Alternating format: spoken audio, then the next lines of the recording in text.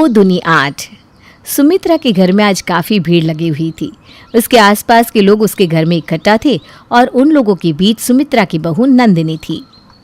सुमित्रा बहन, वो तो तुम हो जिसकी वजह से आज हम कुछ कह नहीं रहे, वरना हम नंदिनी का वो हाल करते जो इसने कभी सोचा भी नहीं होगा।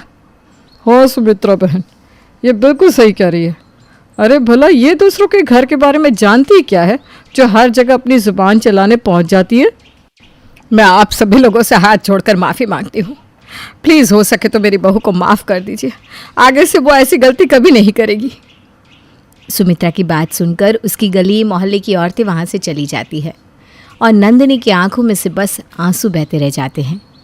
आखिर नंदिनी ने ऐसा किया क्या था जिसकी वजह से आज गली मोहल्ले की औरतें सुमित्रा और उसकी बहू को इतना सुनाकर जा रहे हैं? जानने के लिए चलते हैं कुछ महीने पहले। सुमित्रा अपनी बहू नंदिनी, पति मोहित और बेटे विकास के साथ रहा करती थी। उसके घर में सब कुछ अच्छा चल रहा था। सुमित्रा की बहू नंदिनी काफ़ी अच्छी थी। वो कहते ना, सर्वगुण संपन्न, वही थी सुमित्रा की बहू नंदिनी। लेकिन 5 उंगली एक बराबर तो नहीं होती। ठीक वैसे ही नंदिनी में भी एक कमी थी। ऐसे ही एक दिन सुमित्रा हॉल में बैठकर टीवी देख रही थी। तभी विकास आता है और अपनी माँ से कहता है, माँ आज मैं थोड़ा जल्दी में हूँ। मैंने बाबूजी की दवाई ला दी है और वो मेरे अलमारी के ड्रॉअर में रखी हुई है, इसलिए आप वहाँ से बाबूजी की दवाई ले लेना और उन्हें समय पर दवाई खिला देना। सुमित्रा कुछ बोलती उससे पहले विकास वहाँ से चला जाता है और कुछ घंटे बाद सुमित्रा अपनी बहू नंदिनी के पास जाकर कहती है, नंदिनी बहू, विकास ने कहा है कि तुम्हारी अलमारी में तुम्हारे बाबूजी की दवाई रखी हुई है, ज़रा निकाल कर देना तो। लेकिन माँ जी, उन्होंने तो मुझे कहा कि बाबूजी की दवाई आपके ड्रॉअर में है।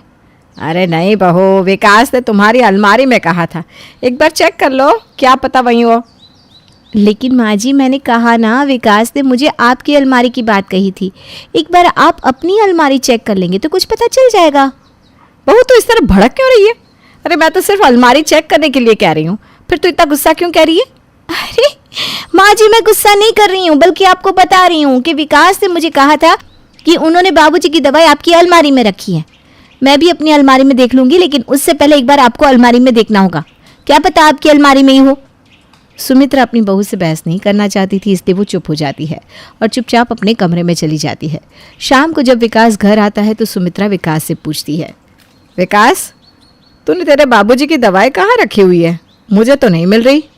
माँ, मैंने आपको बताया तो था कि मेरी अलमारी में रखी हुई है, आपने वहाँ से क्यों नहीं ली? लेकिन बहू तो कह रही थी कि तूने उससे कहा है कि तूने दवाइयों को मेरी अलमारी में रखा है। तुझे खुद को याद रहता है कि तूने किसको क्या कहा है? ये क्या हो रहा है?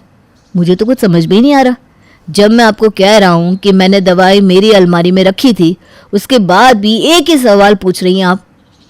माँ, मैंने आपको नंदिनी दोनों को यही बात कही थी कि मेरी अलमारी में दवाइयाँ रखी हुई हैं, तो आप छोटी सी बात पर इतना बहस क्यों कर रहे हो दोनों? नंदिनी को यह किसने बोला कि मैंने दवाई आपकी अलमारी में रखी है? अरे मुझे नहीं पता विकास, तेरी बीवी ने मुझे जो कहा वो मैंने तुझे बता दिया। ठीक है, कोई बात नहीं, मैं अभी नंदिनी को यहाँ बुलाकर पूछता हूँ।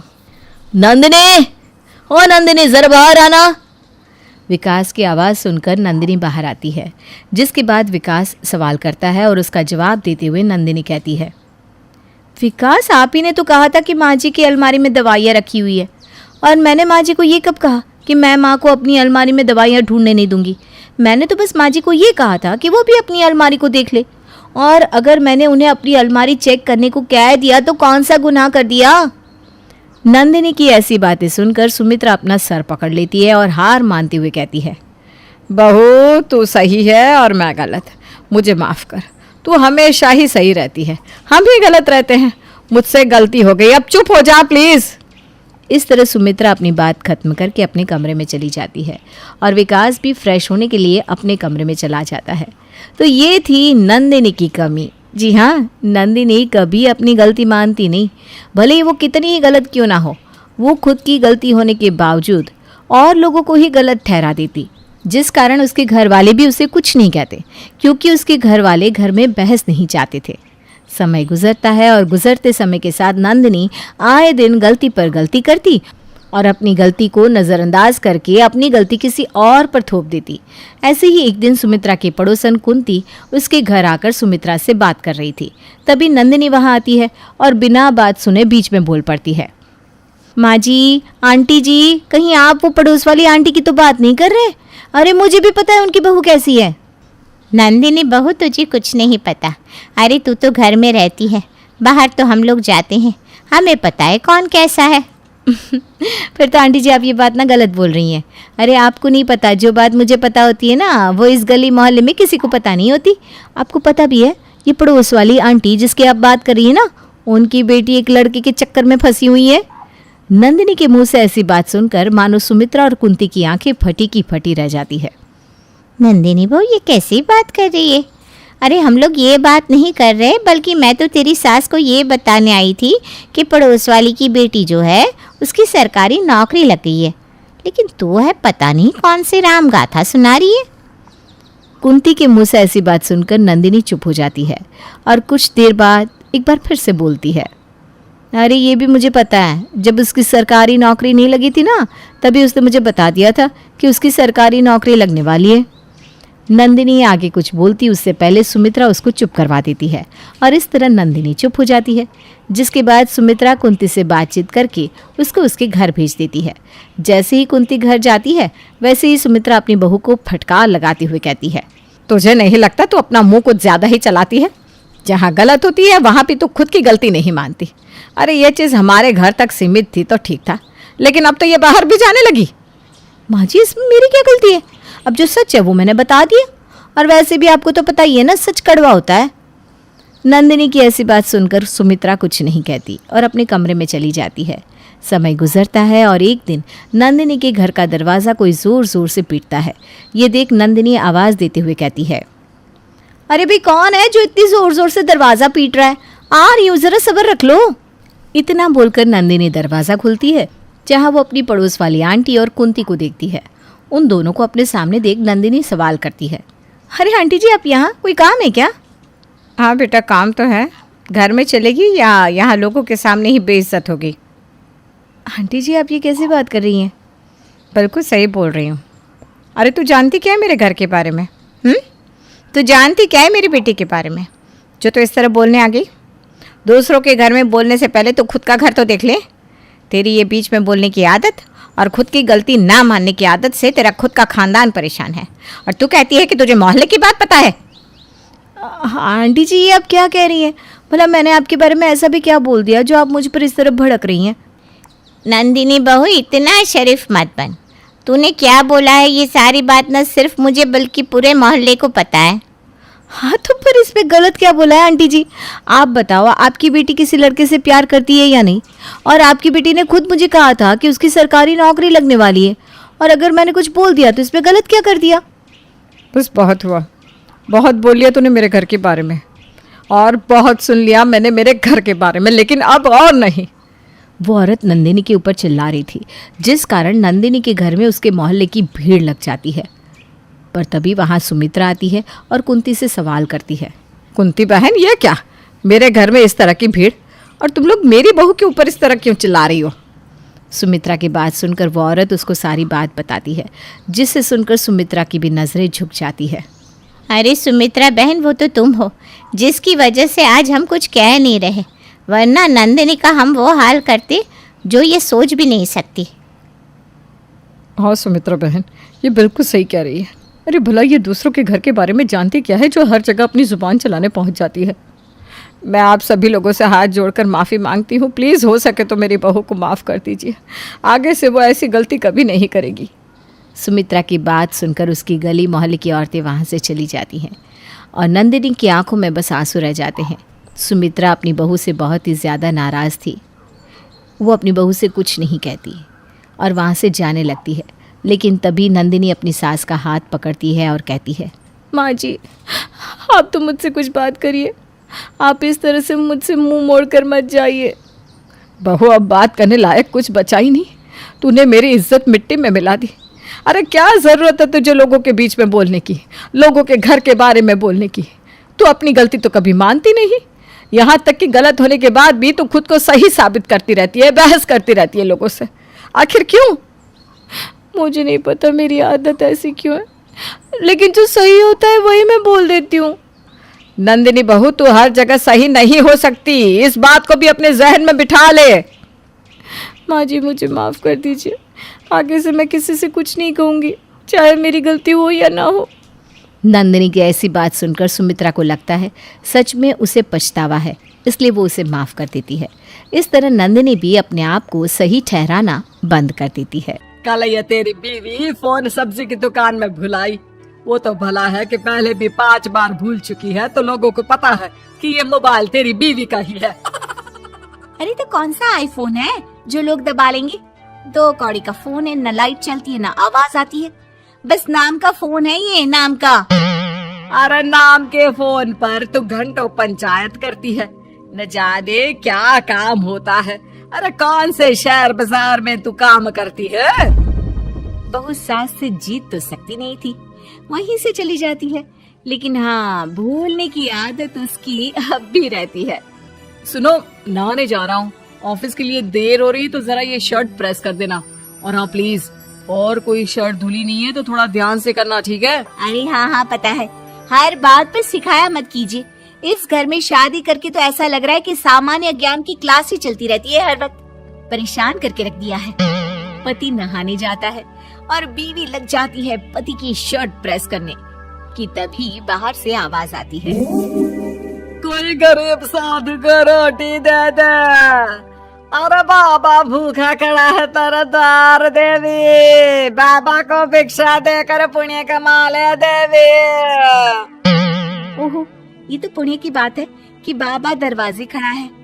अब इसकी आवाज सासू माँ को सुनाई नहीं देगी, लेकिन मैं और ये कमरे में हल्के से बात कर ले तो क्या, अरे घूसी चली आती है। चलो पहले बाबा को ये रोटी दे देती हूँ। अब क्या था, रिंकी जाती है बाबा को रोटी देने, लेकिन पीछे छोड़ जाती है पति की शर्ट के ऊपर प्रेस, वो भी गर्मा गर्म। अरे बाबा रोटी तो ले लो, बस ये बता दो कि मेरी किस्मत कब जगेगी। ससुराल में हालात टेबल टेनिस के बॉल की तरह हो गए हैं, कभी कोई इधर फेंकता है तो कभी कोई उधर फेंकता है, कोई इधर मारकर उधर फेंक देता है। समझ में ही नहीं आ रहा कि ये भूलने की आदत कैसे ठीक होगी। कोई उपाय हो तो बता दो ना बाबा। बाबा घर के अंदर देखते हैं तो 1 घंटे बाद टीवी पर गजनी फिल्म शुरू होने वाली होती है।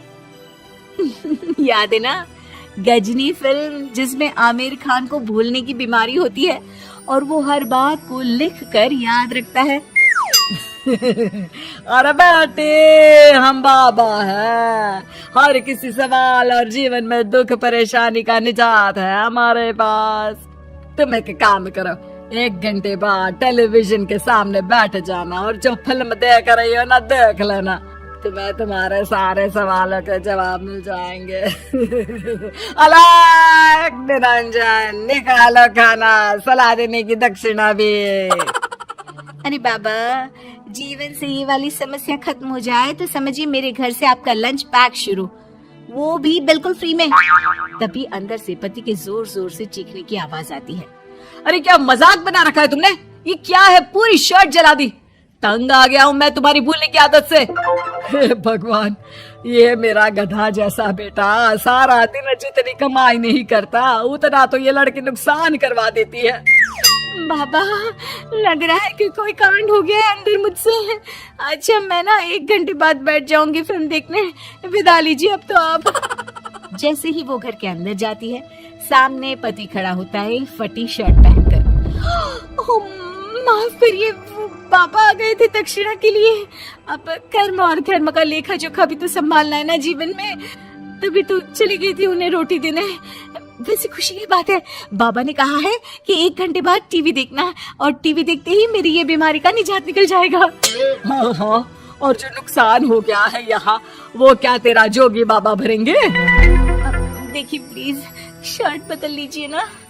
नहीं, आज तो मैं ऐसे ही जाऊंगा ताकि लोगों को भी पता चले कि कैसी भुलक्कड़ बीवी के साथ निभा रहा हूँ मैं। शुक्र मानो कि छोड़ा नहीं है तुमको। पति की ये बात तो अब रिंकी के तन बदन में लग जाती है। वो सोच लेती है कि अब किसी भी हालत में वो अपनी ये भुलक्कड़पन की बीमारी को खत्म करेगी। फिर क्या था, पति तो फटी शर्ट पहनकर चला जाता है और 1 घंटे बाद बहू कमरे में सो रही होती है कि सास आ जाती है। अरे भुलक्कड़, तुझे तो फर्क नहीं पड़ता, लेकिन हम लोग परेशान हो चुके हैं। जा, तेरा बाबा बोल रहा था ना 1 घंटे बाद टीवी देखना, तो जा देख, क्या पता कुछ सुधार हो जाए। बहू टीवी खोलती है तो सामने चल रही होती है गजनी फिल्म, जिसमें आमिर खान शरीर में या दीवार में लिखकर अपनी चीजों को याद रखता था। उत्तरी, वाह, ये तो सच में बड़ा सही आइडिया है। इससे मुझे याद रहेगा कि क्या करना है और क्या नहीं। अब तो मैं भी सब सीख लिया करूंगी।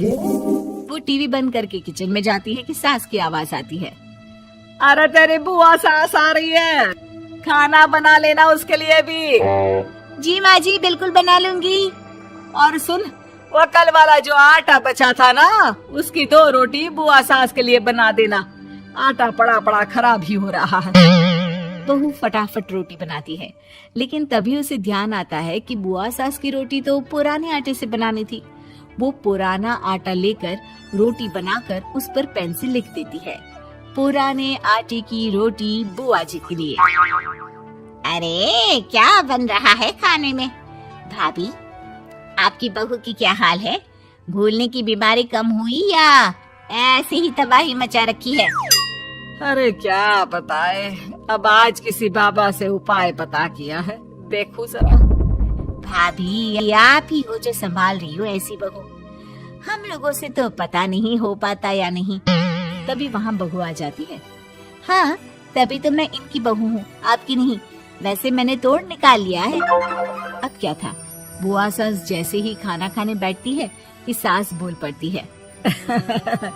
बहू, याद तो होगा नहीं जो बोला था? याद करो, बुआ के लिए कौन सी रोटी बनानी है, कहा था ना मैंने। जी, सब याद है, सब कुछ। ये लीजिए। लेकिन जैसे ही बुआ सास की रोटी उनकी प्लेट में आती है, वो जोर जोर से चिल्लाने लगती है। अच्छा, तो ये टोटका बताया है तेरे बाबा ने, जो कुछ भूलो लिख लो, क्यों?